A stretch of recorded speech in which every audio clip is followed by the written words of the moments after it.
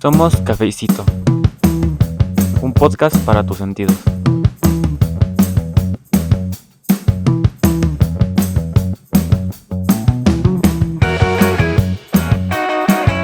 Hola, ¿qué tal? Muy buen día. Pues bueno, bienvenidos a este episodio que tenemos de Cafecito. Y el día de hoy vamos a tener a una invitada especial precisamente para brindar una conferencia respecto al 8 de marzo, Día de la Mujer.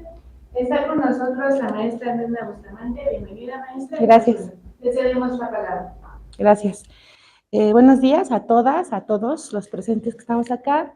Para mí es algo muy importante poder hablar sobre este tema. Es un tema que trabajo, es un tema que conozco, que estudio, y también es un tema que, pues, por supuesto, que me atraviesa, ¿no? Como mujer.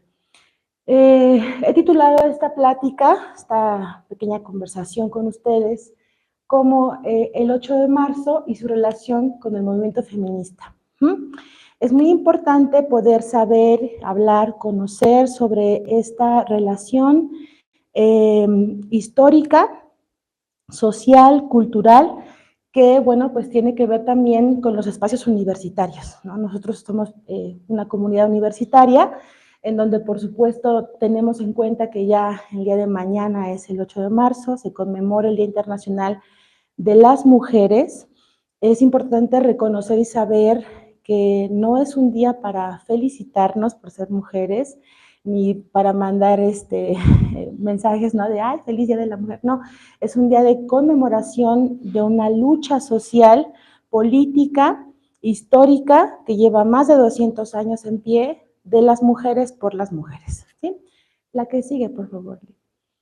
Bueno, quisiera abrir esta pequeña plática con por qué es importante saber y hablar sobre el 8 de marzo, ¿no?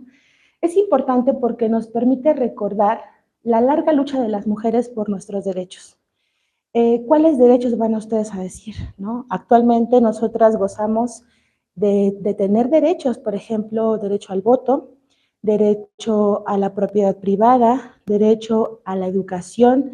Hoy mismo tenemos una población, tan solo en nuestro centro educativo universitario, tenemos una población mayormente conformada por mujeres, ¿no? Derecho también a poder reunirnos, porque también estaba negado, ¿no? Entonces, estos derechos tienen que ver con el sufragio femenino, que es el derecho al voto, y también por la igualdad salarial y el fin de la violencia de género. Yo pienso que a través de todo este camino que yo he llevado de recorrido de estudio, pues nos falta mucho para llegar a erradicar, ¿no? O que veamos el fin de la violencia de género, por ejemplo. Y la violencia de género no solamente es hacia las mujeres, ¿no? Se habla de género porque se habla de los géneros. Sin embargo, tenemos cifras alarmantes que indican que las mujeres somos sujetas más de violencias que nuestros pares masculinos, ¿no? Las mujeres, las infancias, sobre todo aquí en México también, tenemos índices importantes, altos, preocupantes, alarmantes sobre la violencia de género. Lo he dicho muchas veces, sobre todo en clase, ustedes lo saben, tenemos un índice ya corroborado por distintas organizaciones, entre ellos el INEGI, en donde estadísticamente mueren 11 mujeres asesinadas diariamente aquí en México. 11 diariamente. O sea, es una cifra súper alarmante que determina que la violencia de género sí tiene un rostro y tiene un género, ¿no? En este caso. Ya había dicho anteriormente, ¿no? Lo conmemoramos, no lo festejamos, y conmemora la lucha, ¿no?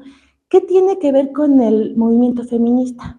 Porque también hay una desinformación muy importante del movimiento feminista, de los planteamientos feministas, ¿no? Sobre todo hoy por hoy en las redes sociales hay una desinformación impresionante sobre que el movimiento son puras tonterías, que son mujeres, llegan a incluso tener comentarios hipermisóginos y machistas, ¿no? Pero la gente no sabe que este movimiento tiene una larga tradición y que además pertenece a una tradición de movimientos de lucha, por ejemplo, que nace de la lucha obrera, ¿no? Esa es la relación del 8 de marzo con el movimiento feminista. Es un movimiento que nace de la lucha obrera. ¿De quiénes? Pues de algunas mujeres, ahí lo pongo, ¿no?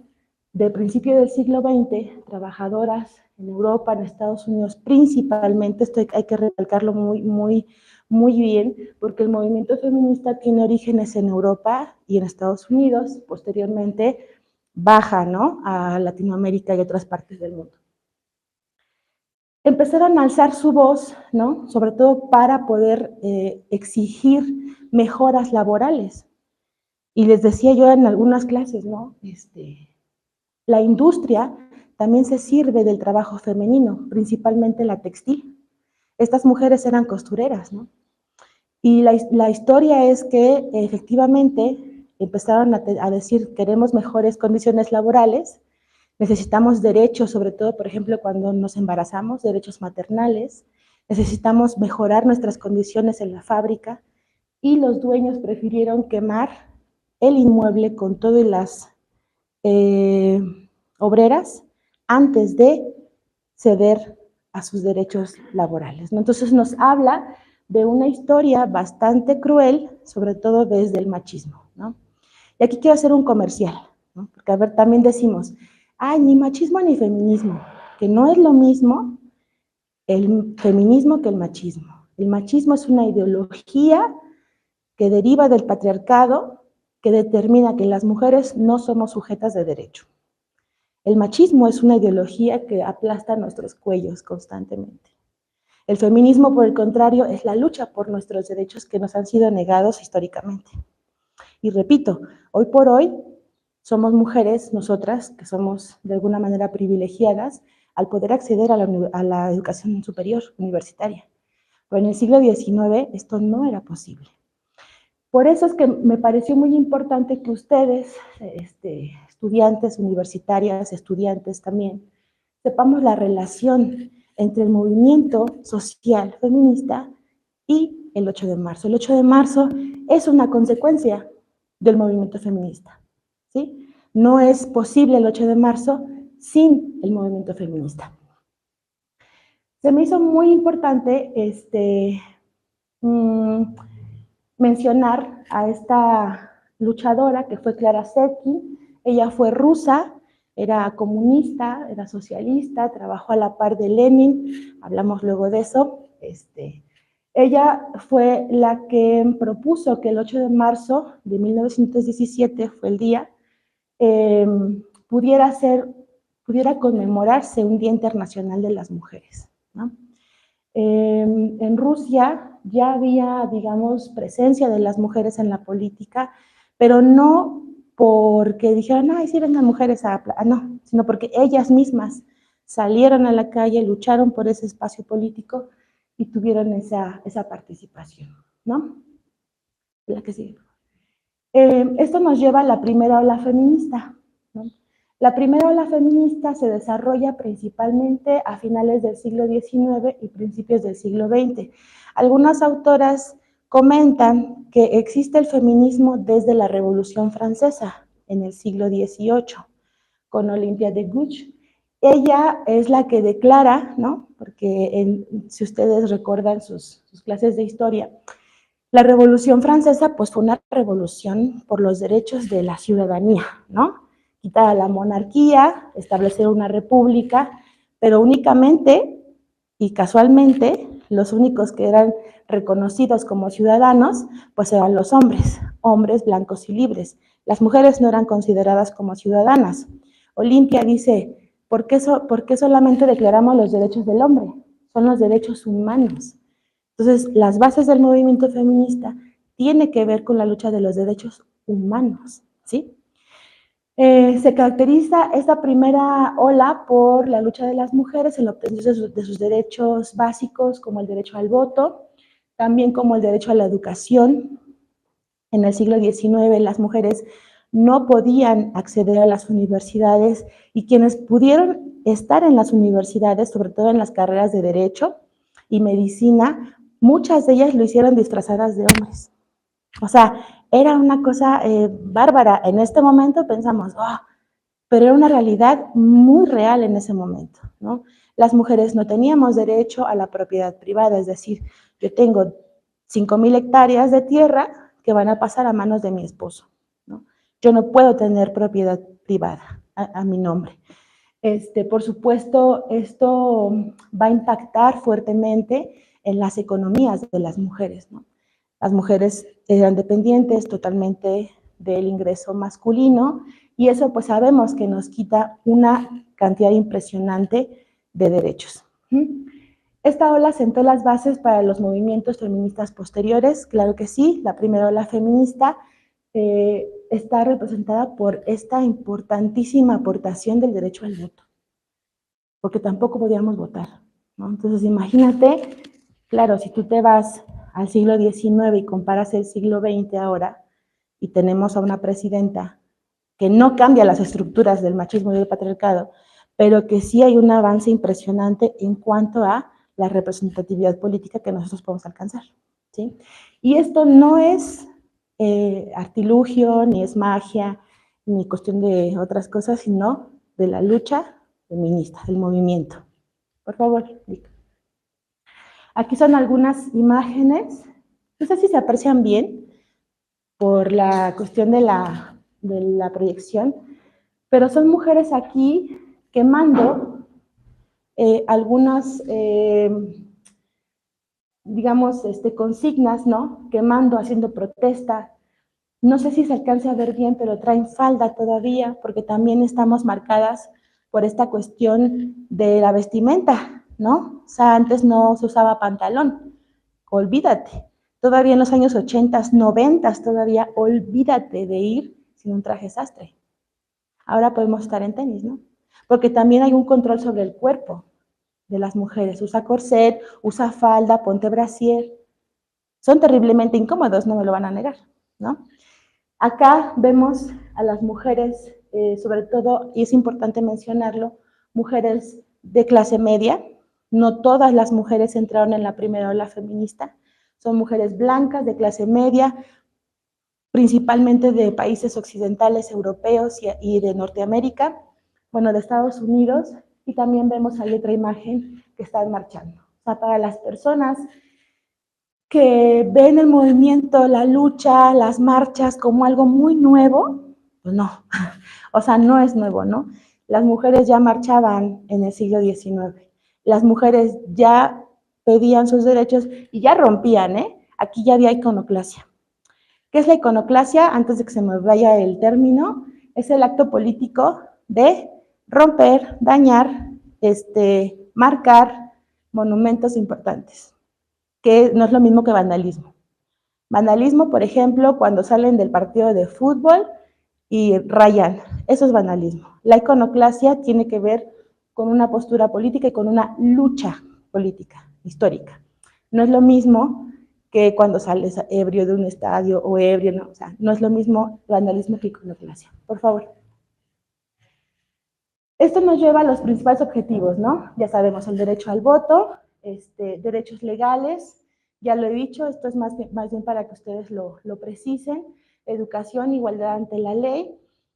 Como podemos ver, la primera ola feminista se enfocó muy principalmente en que las mujeres tuvieran representatividad pública, ¿no?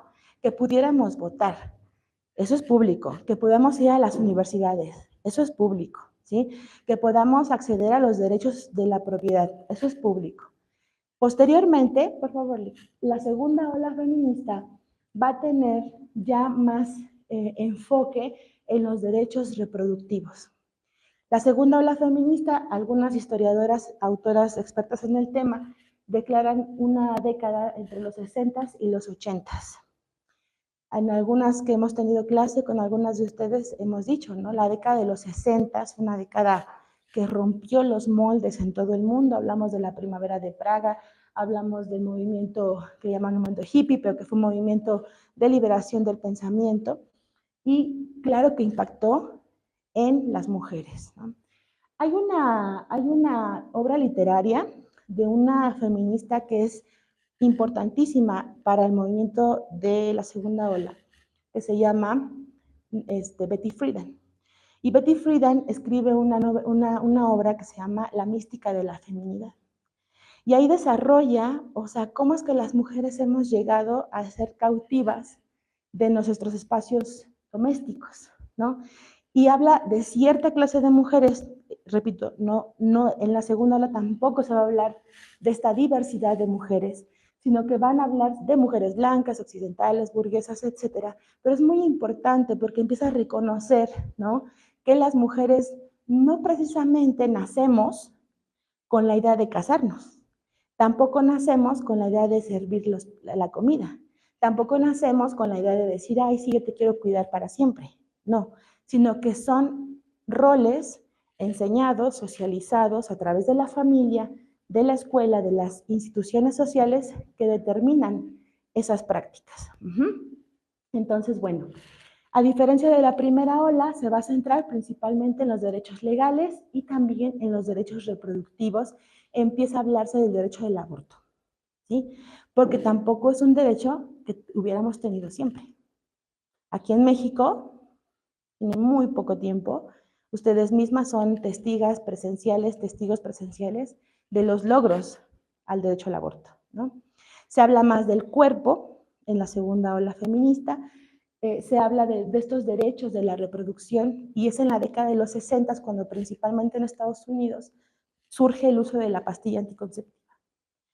Que años después van a decir, eso nos acaba hormonalmente, y sí, pero en ese momento fue la oportunidad para decidir tener hijos, cuándo tenerlos o no tenerlos. Entonces, esta segunda ola es muy importante, por favor, sobre todo en sus objetivos, ¿no?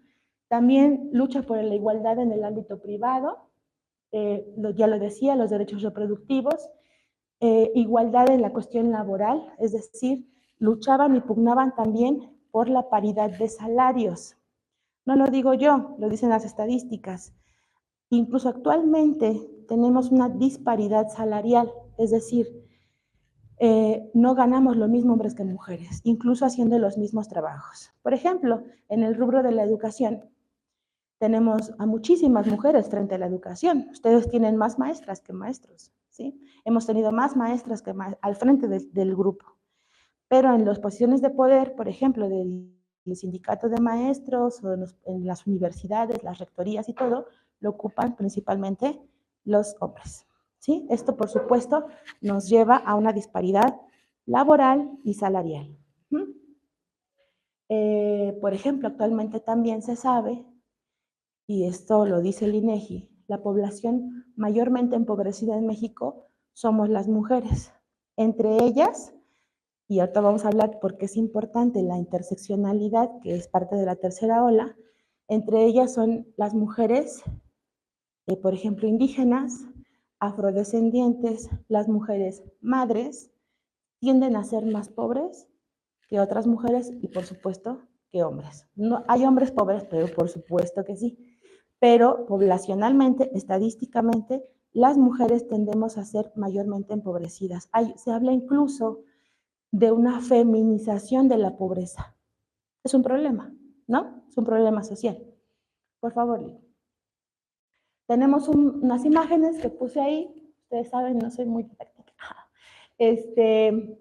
Y tenemos esta figura de acá, de la parte derecha, a mi izquierda ustedes, derecha mía, es Simone de Beauvoir.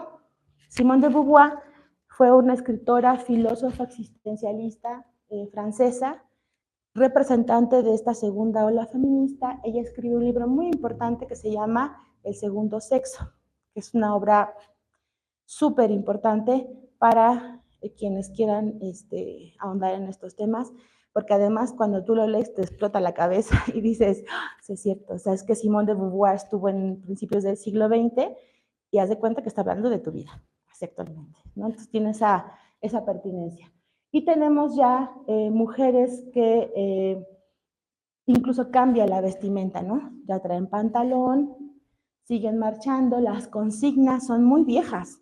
Las que vamos a decir mañana, quienes vamos a ir, son muy viejas, ¿no? O sea, se han un poco remasterizado, pero esto tiene muchísimos años desde que inicia este movimiento. Sí, por favor. Esto nos lleva a la tercera ola feminista. Aquí quiero hacer un paréntesis, ¿no? Algunas autoras hablan de una cuarta ola feminista. No se ha determinado, yo por eso no me atreví a ponerla como cuarta ola, porque pues teóricamente aún no se ha dicho si es la cuarta ola, ¿no? Pero algunas hablan de que la tercera ola da a la cuarta ola, que son, digamos, los medios tecnológicos. La tercera ola feminista surge como una respuesta, incluso como una crítica hacia el feminismo blanco occidental. ¿De quiénes critican a este feminismo blanco occidental europeo? Pues nosotras las latinas, ¿no?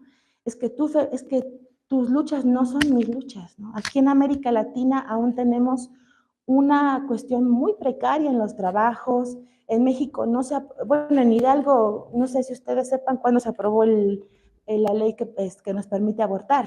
Creo que fue en 2018 o 19, si no más para acá. O sea, es muy pronta esa ley, ¿no? Entonces, esta tercera ola feminista se caracteriza por la diversidad y la pluralidad de las voces de las mujeres. Es decir, ya no solamente hablaban las blancas, las europeas, hablaban las negras, hablaban las indígenas, hablaban las obreras, hablaban las latinoamericanas, hablaban las asiáticas, hablaban las de Medio Oriente, que Medio Oriente tiene un contexto totalmente diferente, ¿no? O sea, entonces el feminismo dice, no podemos hablar de la mujer, tenemos que hablar de las mujeres. Y entonces inicia esta parte de la interseccionalidad, ¿no? Para quienes no sepamos qué es la interseccionalidad es esta categoría que nos dice, yo por ejemplo, yo Alejandra, yo me asumo como mujer, tengo una identidad de género, ya está. Soy madre, no es lo mismo ser mujer sin hijos que con hijos. Soy estudiante universitaria, soy maestra, también me da una identidad, ¿no? Ser docente. Soy feminista, soy de clase trabajadora, no soy burguesa porque no soy dueña de los medios de producción, soy obrera, soy empleada, y eso me va a dar una serie de intersecciones que van a determinar desde dónde yo me posiciono. O sea, son dimensiones, ¿no? Ustedes mismas piensen, yo soy Andrea, soy joven, yo soy de la parte de la población, bueno, adulta ya para abajo, ¿no?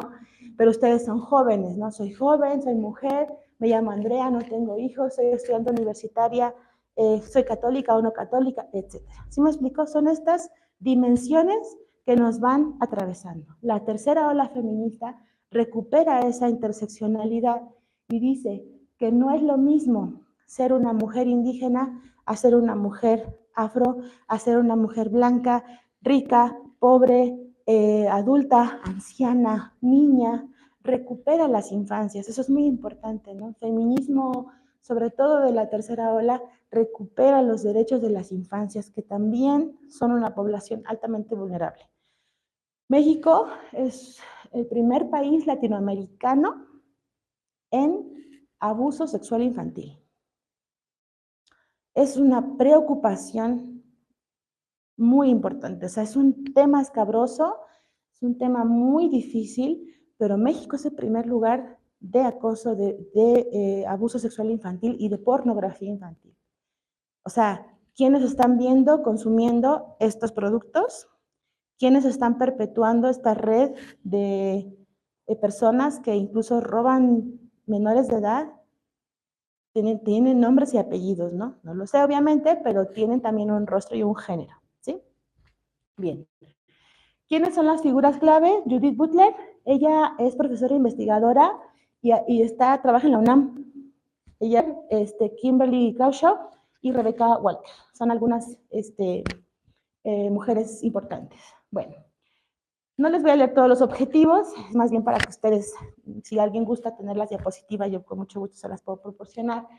Pero bueno, tiene que ver con la interseccionalidad, es decir, que el género se cruza con la raza, la clase, la orientación sexual, el acceso a la educación, cuestiones de opresión y privilegio, es decir, no podemos hablar solamente de una dimensión de género, sino que el género va cruzándose con todas las demás.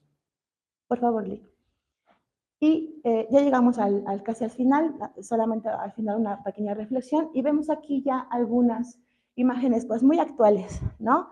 De la tercera ola. Algunas hablan de la cuarta ola con el uso de las redes sociales, Facebook, Instagram, todas estas redes, que donde también puedes expresar tu postura, pero donde recibimos demasiado, es un odio exacerbado en las redes sociales incluso, ¿no? O sea, Facebook te da la oportunidad de tener un comentario anónimo, y muchas de estas, si ustedes se meten a una página que hable de estos temas, vas a ver una cantidad impresionante de personas, como dicen las generaciones muy jóvenes, de haters, ¿no? De haters se llaman, de gente que lanza comentarios de odio, y no solo de odio, sino de acciones de delincuencia, pues, ¿no? Sabemos una exageración de la violencia de género, de la violencia hacia las mujeres, exacerbada en las redes sociales. Impulsada por el Internet, por supuesto, donde el anonimato es o sea, es impresionante toda la cantidad de comentarios misóginos, ya no digamos tan machistas, sino misóginos, que se odio hacia las mujeres, que podemos presenciar ahí, ¿no? Y vemos algunas imágenes ya muy actuales, que incluso yo creo que ustedes como población joven, pues los han visto, ¿no? Cerrar esta pequeña línea del tiempo que fue así muy escueta, que a mí me interesaba mucho que ustedes supieran por qué es el 8 de marzo, ¿sí? ¿Nos debe de importar a todos? No. ¿Nos debe de importar a todas? Debería a todas, ¿no? La relación entre el feminismo y el Día Internacional de la Mujer es intrínseca y fundamental. El 8 de marzo es en esencia un producto del movimiento feminista y a su vez una plataforma clave para sus reivindicaciones. Hablamos de movimiento, como lo decía al principio, por los derechos, ¿no? No es un movimiento violento, no es un movimiento, no es una lucha que quiera aplastar al compañero, al contrario, es un movimiento que dice, podemos estar, ¿no? En la paridad, no tienes que aplastarme para estar en esta posición, podemos estar en paridad, ¿no? ¿Se ha tenido que hacer un movimiento de lucha? Pues claro, porque si no, no estarían aquí ustedes conmigo, ni yo aquí con ustedes, ¿no? No podríamos estar en el trabajo, no podríamos estar en las universidades, no podríamos estar en los puestos políticos. Entonces, cuando decimos, no, es que el feminismo, no, está bien, que no lo reconozcas, pero si tú estás en una situación pública de poder, tienes trabajo, esto es gracias a un movimiento de lucha que es histórico y que ahora es de orden mundial. Mañana, que es 8 de marzo, en todas las ciudades del país, en los poblados, en algunos no se hace, aquí en nuestro municipio no he visto todavía una organización así, pero en algunos otros poblados, como en Temascalapa, que es nuestra sede de este centro universitario, sí hay una manifestación, ¿no? Entonces, mañana es un día que se pinta de morado, ¿sí? Pero que tiene esta significación, que tiene este antecedente histórico. Yo espero que por lo menos ahora o sea, sepamos de dónde proviene, cómo se origina, por qué lo conmemoramos y no lo festejamos, y que tengamos una apertura un poco más amplia a este tipo de movimientos. Muchas gracias.